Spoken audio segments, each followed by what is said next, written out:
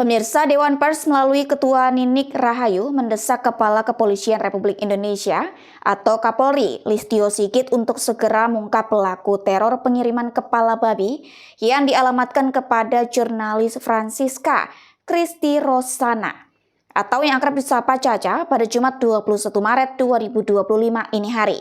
Kejadian ini terjadi pada Kamis 20 Maret 2025 ketika sebuah kepala babi dikirimkan ke kantor Tempo sebagai bentuk ancaman terhadap jurnalis tersebut. Teman-teman.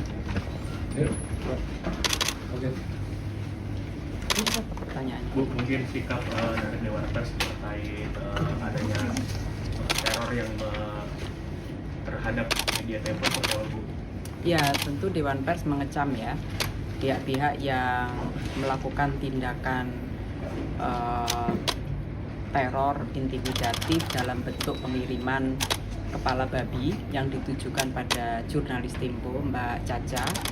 Tindakan ini memperlihatkan bahwa ada pihak-pihak yang merasa dirugikan dengan kerja-kerja jurnalistik Tempo, tapi tidak ingin melakukan dengan cara dialogis, secara terbuka.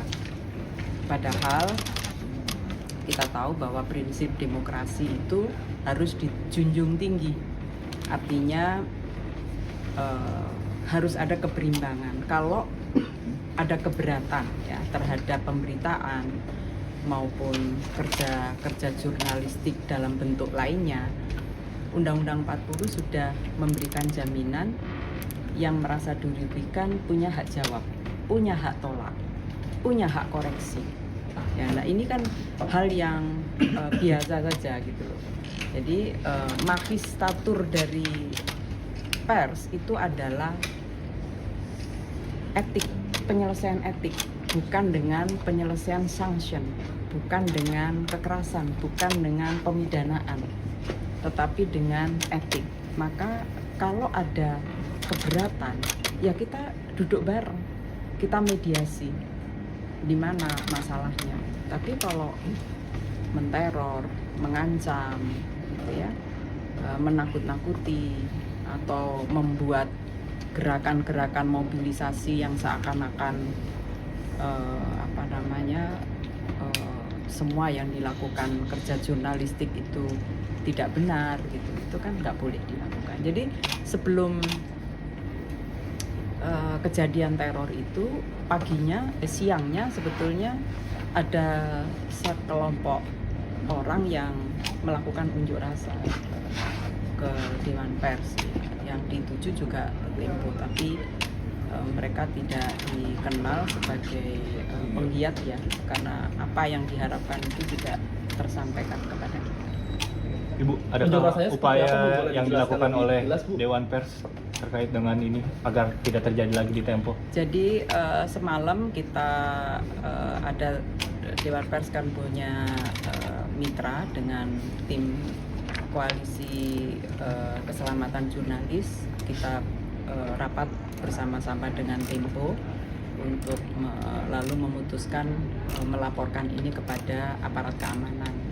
Kenapa kita lapor kepada aparat keamanan? Karena tindakannya itu adalah tindakan kekerasan, tindakan anarkis, tindakan intimidatif, teror gitu ya.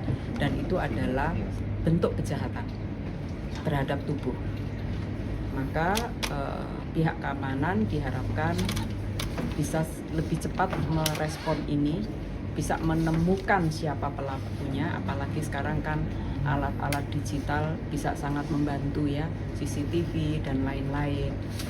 Ini diharapkan, berharap betul Pak Kapolri, Pak Listio, di bawah kepemimpinan beliau, saya yakin memiliki kemampuan untuk segera menangkap pelaku agar dapat diketahui apa motivasinya, begitu.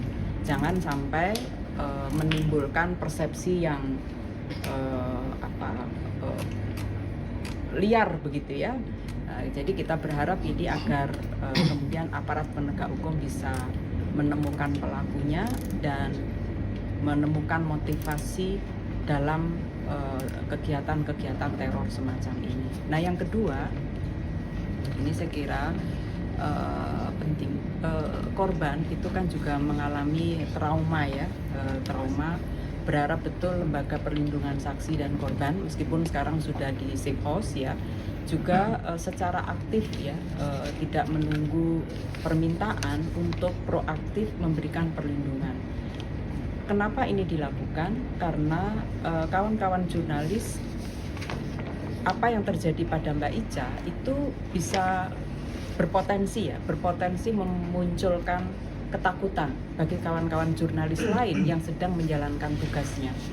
Ada kekhawatiran yang sama, jangan-jangan kami juga akan mengalami persekusi semacam ini. Jangan-jangan saya akan menerima teror. Kenapa? Karena ini kan bukan kejadian baru. Kita tahu sepanjang tahun 2024 menjelang pemilu di beberapa daerah juga terjadi kekerasan dan belum semuanya terungkap gitu ya. Nah ini artinya kami berharap betul karena satu-satunya aparat keamanan yang bertanggung jawab terhadap keselamatan jurnalis dalam menjalankan tugas kalau ada teror semacam ini ya aparat kepolisian. Maka atas nama Dewan Pers dan Insan Pers kami mohon betul Pak Kapolri dengan seluruh jajaran untuk segera menemukan pelakunya dan bisa diidentifikasi motivasinya, sehingga berharap ini tidak berulang kembali. Karena kalau ada pembiaran ya pasti akan berulang, akan dilakukan dengan model dan bentuk yang lain, dan itu tidak kita harapkan. Terkait demo yang tadi demo di Dewan Pers itu aspirasinya apa, Bu? Atau tuntutannya apa, Bu? Nggak menyampaikan apapun, cuman lewat aja di depan. Ada indikasi dengan apa keterkaitan dengan Tempo? Kita cuma melihat di potretnya aja, karena di potretnya itu terlihat ada tulisan Tempo gitu, tapi itu siapa yang melakukan itu bahkan kami tidak menerima organisasinya di komunitas yang komunitas itu ada. Nggak diketahui komunitas. Isunya soal apa juga berarti nggak tahu.